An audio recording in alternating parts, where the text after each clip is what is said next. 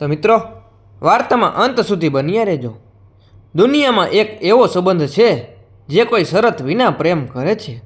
એ છે માતા પિતા. તેઓ પોતાના સંતાનો માટે પોતાની યુવાની, પોતાના સપના, પોતાની ખુશીઓ અને આખી જિંદગી અર્પણ કરી દે છે. પરંતુ જ્યારે એ જ માતા પિતા વૃદ્ધ થાય છે, જ્યારે તેમની આંખો ધૂંધળી પડે છે, હાથ ધ્રુજવા લાગે છે અને ચાલવામાં પણ સહારો જોઈએ છે, ત્યારે શું સંતાન તેમનો સહારો બને છે? કે પછી એક દિવસ એવો પણ આવે છે જ્યારે આખી જિંદગી સંતાનો માટે જીવેલા માતા પિતાને પોતાના જ ઘરમાં પરાયા બનાવી દેવામાં આવે છે? આજે હું તમને એવી જ એક સત્ય જેવી લાગતી હૃદયસ્પર્શી વાર્તા સંભળાવવા જઈ રહ્યો છું.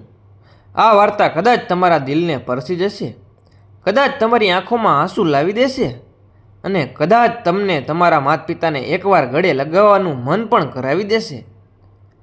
તો વાર્તા પૂરી થાય ત્યાં સુધી જરૂર સાંભળજો, કારણ કે અંતમાં જે બનવાનું છે તેની કલ્પના પણ તમે નહીં કરી હોય. તો આપણે વાર્તાની શરૂઆત કરીએ. સૌરાષ્ટ્રના એક નાનકડા ગામમાં મનસુખભાઈ અને ગીતાબેન રહેતા હતા. મનસુખભાઈ એક સામાન્ય ખેડૂત હતા. તેમની પાસે માત્ર 5 વીઘા જમીન હતી. કમાણી બહુ મોટી નહોતી, પણ દિલ બહુ મોટું હતું. તેમના જીવનનો સૌથી મોટો ખજાનો પૈસા નહોતા, પણ તેમના 3 સંતાનો હતા: મહેશ, રાજેશ અને દીકરી મીના. મનસુખભાઈ વારંવાર કહેતા, મારી જમીન રહે કે ન રહે, પણ મારા સંતાનો ભણેલા ગણેલા બનવા જોઈએ.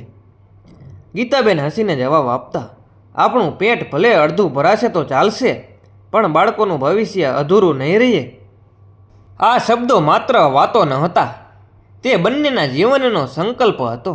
સવારે 4 વાગ્યે મનસુખભાઈ ખેતરમાં પહોંચી જતા. તડકો હોય, વરસાદ હોય કે ઠંડી, તેમણે ક્યારેય કામથી મોં ફેરવ્યું નહીં. બીજી તરફ ગીતાબેન ઘરના બધા કામ પૂરા કરીને પશુઓને સંભાળ રાખતા હતા અને જરૂર પડે ત્યારે ખેતરમાં પણ મદદ કરવા પહોંચી જતા. ગામના લોકો ઘણી વખત કહેતા, મનસુખભાઈ, થોડું તમારા માટે પણ જીવો. પણ મનસુખભાઈ હસીને કહેતા, મારું જીવન તો બાળકોના ભવિષ્યમાં જ છે. સંતાનો મોટા થતા ગયા, તેમની જરૂરિયાતો પણ વધતી ગઈ. નવી સ્કૂલ, પુસ્તકો, કપડાં, ફી, દરેક ખર્ચ મનસુખભાઈ માથે પડકાર હતો. એક વર્ષ ભારે દુષ્કાળ પડ્યો. પાક બરબાદ થઈ ગયો. ઘરમાં અનાજ પણ ઓછું બચ્યું. તે રાત્રે ગીતાબેને પૂછ્યું, હવે મહેશની કોલેજની ફી ક્યાંથી આવશે? મનસુખભાઈ થોડો સમય ચૂપ રહ્યા, પછી ધીમેથી બોલ્યા, કાલે હું મારી 2 ભેંસ વેચી દઈશ. ગીતાબેનની આંખોમાં આંસુ આવી ગયા. એ ભેંસો તેમના પરિવારની સૌથી મોટી સંપત્તિ હતી. બીજે દિવસે સવાર થતાં જ મનસુખભાઈએ પોતાની 2 વહાલી ભેંસોને દોરદાથી બાંધી બજાર તરફ ચાલવાનું શરૂ કર્યું. ગીતાબેન ઓટલા પર ઊભી હતી.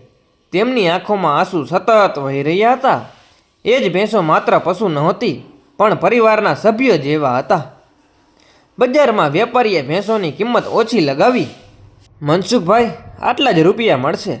મનસુખભાઈએ એક ક્ષણ માટે ભેંસોના માથા પર હાથ ફેરવ્યો. મનમાં દુઃખ હતું, પણ દીકરાના ભવિષ્ય સામે પોતાની લાગણી નાની લાગી. તેમણે પૈસા લીધા અને સીધા મહેશની કોલેજમાં જઈને ફી ભરી દીધી. ઘરે પાછા આવ્યા ત્યારે મહેશ ખુશ થઈને બોલ્યો, બાપુજી, હવે હું ડૉક્ટર બનીને તમને ક્યારેય મહેનત નહીં કરાવું. મનસુખભાઈના ચહેરા પર સંતોષ છવાઈ ગયો. સમય ધીમે ધીમે આગળ વધતો ગયો. રાજેશ પણ હવે ભણવામાં હોશિયાર બન્યો હતો. તેને શહેરની મોટી કોલેજમાં પ્રવેશ મળ્યો, પરંતુ ફરી એક વખત પૈસાની મુશ્કેલી સામે આવી. ગીતાબેને પોતાની લગ્નની સોનાની 2 બંગડીઓ હાથમાં લીધી. વર્ષોથી સાચવી રાખેલી તે તેમની છેલ્લી કિંમતી વસ્તુ હતી. મનસુખભાઈ બોલ્યા, ના ગીતા, આ બંગડીઓ નહીં વેચાય.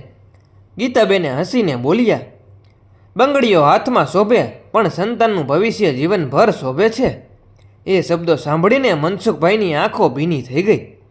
બીજે દિવસે બંગડીઓ વેચાઈ ગઈ અને રાજેશની ફી ભરાઈ ગઈ. દીકરી મીના પણ ખૂબ જ સમજદાર હતી. એક દિવસ તેમણે પોતાની માતાને કહ્યું, માં, મારી ચિંતા ન કરશો, પહેલાં મારા બંને ભાઈઓને ભણાવી દો.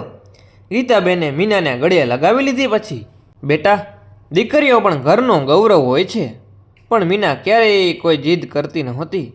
વર્ષો પસાર થતા ગયા. મહેશે ડૉક્ટરની ડિગ્રી મેળવી. રાજેશ એન્જિનિયર બની ગયો. ગામમાં આનંદનો માહોલ છવાઈ ગયો. લોકો મનસુખભાઈને અભિનંદન આપવા આવતા. મનસુખભાઈ, તમે ખરેખર ભાગ્યશાળી છો. મનસુખભાઈ ગર્વથી કહેતા, ભાગ્ય નહીં ભાઈ, માત પિતાના આશીર્વાદ અને મહેનતનું ફળ છે. થોડા સમય પછી બંને દીકરાઓને શહેરમાં મોટી નોકરી મળી ગઈ. તેમણે શહેરમાં ઘર લીધા. હવે તેઓ મહિનામાં એકવાર ગામ આવતા. શરૂઆતમાં તેઓ માત પિતાને ખૂબ જ પ્રેમથી મળતા. મોંઘી સાડી, કપડાં, મીઠાઈ લઈને આવતા. ગીતાબેન ખુશ થઈ જતા. જો મનસુખ, આપણા દીકરાઓ આપણને કેટલો પ્રેમ કરે છે. પછી મનસુખભાઈ હસીને કહેતા, મેં કહ્યું હતું ને, આપણું બલિદાન ક્યારેય વ્યર્થ નહીં જાય. પરંતુ સમયની સાથે મુલાકાતો પણ ઓછી થવા લાગી. મહિનામાં એકવાર આવનારા દીકરાઓ હવે 3 મહિનામાં એકવાર આવવા લાગ્યા. પછી 6 મહિનામાં, અને પછી માત્ર ફોન, એ પણ 2-3 મિનિટનો. બાપુજી, અમે ખૂબ વ્યસ્ત છીએ, માં પછી વાત કરીએ. દરેક ફોન એ જ શબ્દ પર પૂરો થતો. ગીતાબેન ફોન મૂક્યા પછી લાંબા સમય સુધી દરવાજા તરફ જોતા રહેતા. તેમને લાગતું કે કદાચ આજે આવી જશે, પણ દરવાજો ખુલતો જ ન હતો. એક સાંજે મનસુખભાઈ ઓટલા પર બેઠા હતા. સૂર્ય ધીમે ધીમે ઢળી રહ્યો હતો. તેમણે રસ્તા તરફ જોયું અને ધીમેથી કહ્યું, ગીતા, યાદ છે પહેલાં આ જ રસ્તા પર આપણા બાળકો દોડતા આવતા હતા? ગીતાબેનની આંખોમાંથી આંસુ ટપકી પડ્યા. તેમણે માત્ર એટલું જ કહ્યું, હા, હવે તો એ રસ્તો એ જ છે, પણ રાહ જોનારા અને આવનારા બદલાઈ ગયા. અને એ જ દિવસથી તેમના જીવનમાં એક એવો વળાંક આવવાનો હતો જેની કલ્પના પણ તેમણે ક્યારેય નહીં કરી હોય. સવારના 5 વાગ્યા હતા. મનસુખભાઈ હંમેશની જેમ વહેલા જાગી ગયા. હવે ખેતરમાં કામ કરવાની તાકાત રહી નહોતી. વાળ સંપૂર્ણ સફેદ થઈ ગયા હતા. કમર વાંકી વળી ગઈ હતી. આંખે ચશ્મા વગર સ્પષ્ટ દેખાતું નહોતું. તેમણે ઘરની બહાર આવીને ઓટલા પર બેઠા. સામે ખેતર દેખાતું હતું. એક સમય હતો જ્યારે એ જ ખેતરમાં તેઓ આખો દિવસ મહેનત કરતા. આજે એ જ ખેતર બીજા ખેડૂતને ભાગે આપેલું હતું. થોડી વારમાં ગીતાબેન પણ ચાનો કપ લઈને આવ્યા. લો મનસુખ, ગરમ ચા પી લો. મનસુખભાઈએ કપ હાથમાં લીધો અને ધીમેથી પૂછ્યું, ગીતા, મહેશે કહ્યું હતું ને કે દિવાળી પર જરૂર આવશે? હા, કહ્યું તો હતું, અને રાજેશે પણ કહ્યું હતું કે બાળકોને લઈને આવશે. ગીતાબેને હસવાનો પ્રયત્ન કર્યો. આવી જશે. શહેરમાં કામ વધારે હશે, પણ બંને જાણતા હતા કે આ માત્ર એક આશા હતી. દિવાળી આવી. આખું ગામ દીવડાઓથી જગમગી રહ્યું હતું. દરેક ઘરમાં સંતાનો આવી ગયા હતા. હાસ્ય, આનંદ અને ઉત્સાહનો માહોલ હતો. પણ મનસુખભાઈના ઘરમાં માત્ર 2 જ દીવા પ્રગટતા હતા. એક ભગવાનની સામે અને એક દરવાજા પાસે. ગીતાબેન દર 5 મિનિટે બહાર જઈને રસ્તા તરફ જોઈ આવતા. દરેક ગાડીનો અવાજ સાંભળીને લાગતું કે આ વખતે આપણો દીકરો હશે. પણ દર વખતે નિરાશા જ મળતી. રાત્રે 10 વાગ્યા. મહેશનો ફોન આવ્યો. હેલો બાપુજી, સોરી, આ વખતે આવી શકશું નહીં.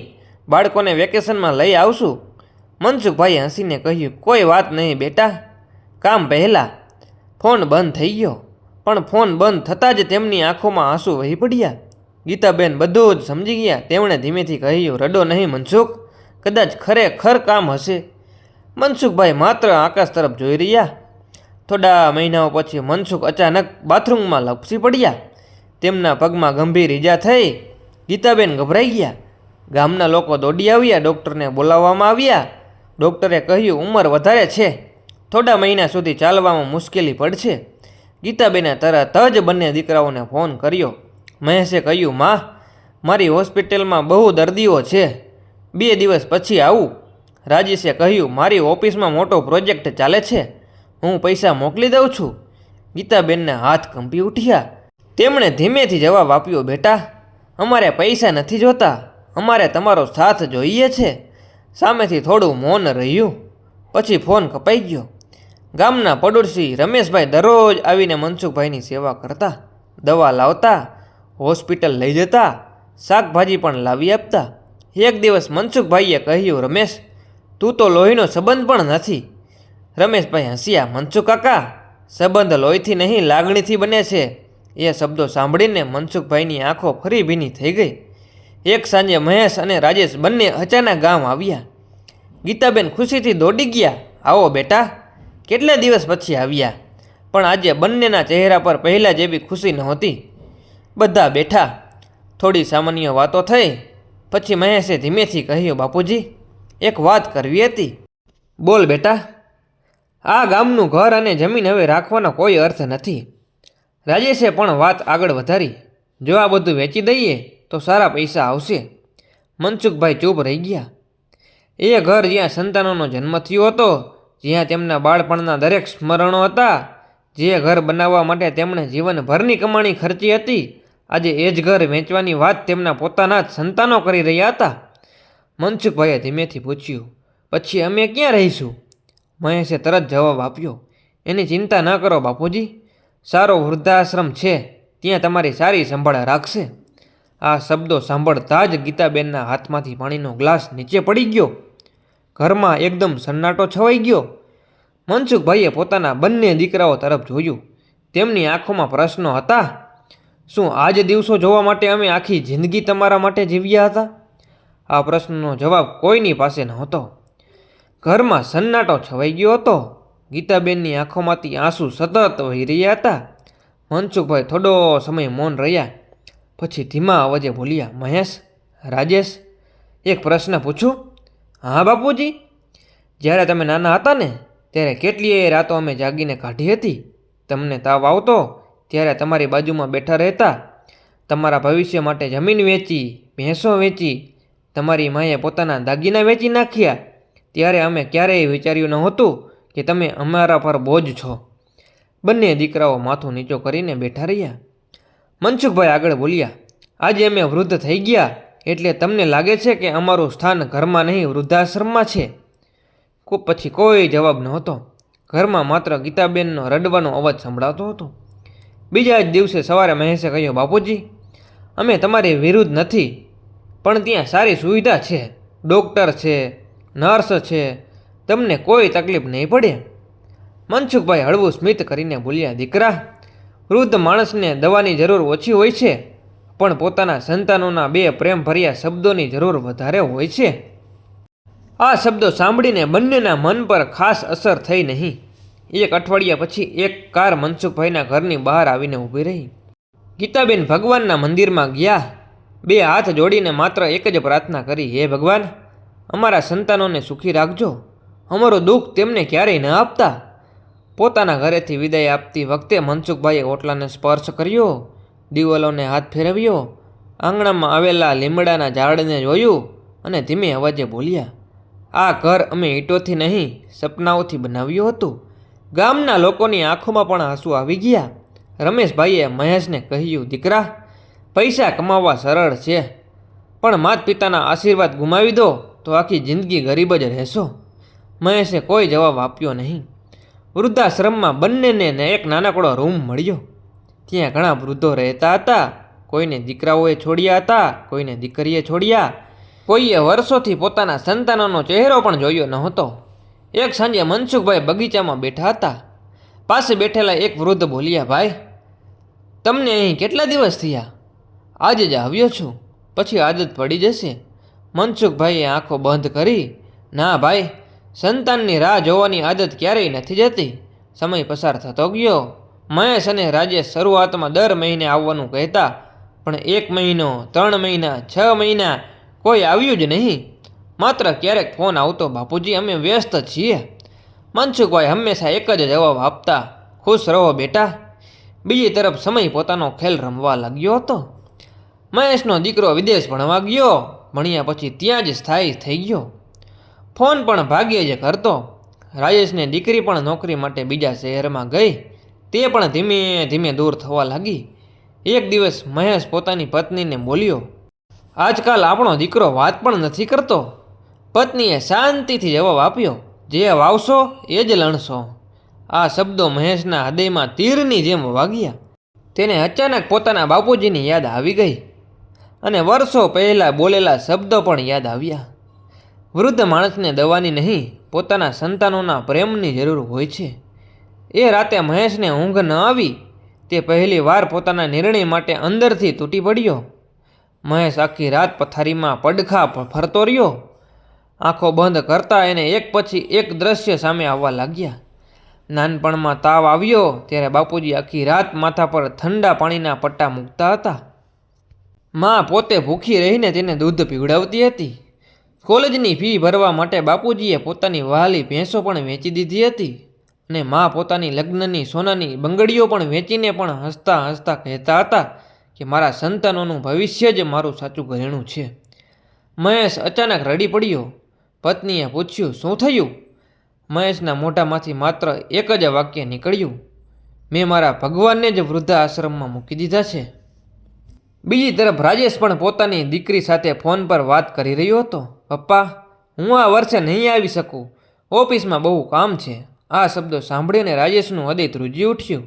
એ જ શબ્દો તો વર્ષો પહેલાં તેણે પોતાના પિતાને કહ્યા હતા. આજે સમયે એ જ જવાબ તેને પાછો આપી રહ્યો હતો. તે રડી પડ્યો. બીજે દિવસે બંને ભાઈઓ વૃદ્ધાશ્રમ પહોંચ્યા. હાથમાં ફૂલ હતા પણ હૃદયમાં પસ્તાવો. રૂમની બહાર પહોંચ્યા. દરવાજો અડધો ખુલ્લો હતો. અંદર ગીતાબેન મનસુખભાઈને ધીમે ધીમે રામધૂન સંભળાવી રહ્યા હતા. મનસુખભાઈ હવે ખૂબ જ નબળા થઈ ગયા હતા. શ્વાસ લેવામાં પણ તકલીફ પડતી હતી. મહેશે ધીમેથી કહ્યું, બાપુજી. મનસુખભાઈએ આંખો ખોલી. સામે બંને દીકરાઓને જોઈને તેમના ચહેરા પર નાનું સ્મિત આવ્યું. આવી ગયા બેટા? એ શબ્દોમાં કોઈ ફરિયાદ નહોતી, કોઈ ગુસ્સો નહોતો, માત્ર પ્રેમ જ હતો. બંને દીકરાઓ તેમના પગમાં પડી ગયા અને ધ્રુસકે ધ્રુસકે રડવા લાગ્યા. બાપુજી, અમને માફ કરી દો, અમે બહુ મોટી ભૂલ કરી. ગીતાબેન પણ રડી પડ્યા. મનસુખભાઈએ કંપતા હાથે બંનેના માથા પર હાથ મૂક્યો અને ધીમે અવાજે બોલ્યા, માતા પિતા સંતાન પર ગુસ્સો લાંબો સમય રાખી શકતા નથી, કારણ કે સંતાનો ભલે ભૂલી જાય, માતા પિતાનો પ્રેમ ક્યારેય ઓછો થતો નથી. મહેશે તરત જ કહ્યું, બાપુજી, હવે તમે બંને અમારી સાથે ઘરે ચાલો. મનસુખભાઈએ સ્મિત કરીને કહ્યું, ઘરે? મહેશે આંખોમાં આંસુ સાથે જવાબ આપ્યો, હા, એ જ ઘર જ્યાં તમે અમને ઉછર્યા હતા. બંને માતા પિતા ફરી પોતાના ગામના ઘરે આવ્યા. આખું ગામ તેમને આવકારવા ઊભું હતું. રમેશભાઈએ કહ્યું, આજે ભગવાને મોડો પણ સારો ન્યાય કર્યો. મહેશે અને રાજેશે ગામના બધા લોકોની સામે હાથ જોડ્યા. આજે અમે એક વચન આપીએ છીએ, આજ પછી અમારા માતા પિતાની સેવા કરતાં મોટું કોઈ ધર્મ નહીં હોય. થોડા મહિના સુધી આખું ઘર ફરીથી હાસ્યથી ગુંજતું રહ્યું. સાંજે બધા સાથે બેસીને ચા પીતા, જૂની વાતો યાદ કરતા. મનસુખભાઈના ચહેરા પર વર્ષો પછી સાચી ખુશી દેખાતી હતી, પણ ઉંમર પોતાનું કામ કરતી હતી. એક સવારે મનસુખભાઈએ ગીતાબેનનો હાથ પકડ્યો અને ધીમે અવાજે કહ્યું, ગીતા, હવે મારે જવાનું ટાણું થઈ ગયું છે, પણ એક વાતનું સુખ છે કે આજે હું મારા ઘરમાં છું, મારા સંતાનોની વચ્ચે છું. એટલું કહીને મનસુખભાઈએ રામ રામ બોલતા બોલતા અંતિમ શ્વાસ લીધો. આખું ઘર રડી પડ્યું. મહેશ અને રાજેશ પોતાના પિતાના ચરણોમાં માથું મૂકીને ફૂટીને રડ્યા. થોડા દિવસ પછી ગીતાબેને પોતાના દીકરાઓને કહ્યું, તમારા બાપુજી તો ચાલ્યા ગયા, પણ તેમની એક વાત ક્યારેય ભૂલતા નહીં. માતા પિતા જીવતા હોય ત્યારે તેમને સેવા કરજો. ફોટા પર હાર ચડાવવાથી કોઈ પાછું આવતું નથી. અહીં આપણી આ વાર્તા અહીંયા પૂરી થાય છે. માતા પિતા આખી જિંદગી સંતાનો માટે જીવે છે. તેમને વૃદ્ધાવસ્થામાં મોંઘી ભેટોની જરૂર નથી. માત્ર થોડો સમય, બે પ્રેમભર્યા શબ્દો અને પોતાના સંતાનોનો સાથ જોઈએ છે. જે સંતાન જીવતા માતા પિતાની સેવા કરે છે તેના ઘરમાં સુખ, શાંતિ અને ભગવાનનો આશીર્વાદ હંમેશા રહે છે. માતા પિતાની સેવા એ જ દુનિયાનું સૌથી મોટું પુણ્ય છે. તો રામ રામ. આપણી આ વાર્તા સારી લાગી હોય તો આપણી વાર્તાને લાઈક અને ચેનલને સબસ્ક્રાઈબ જરૂર કરી દેજો.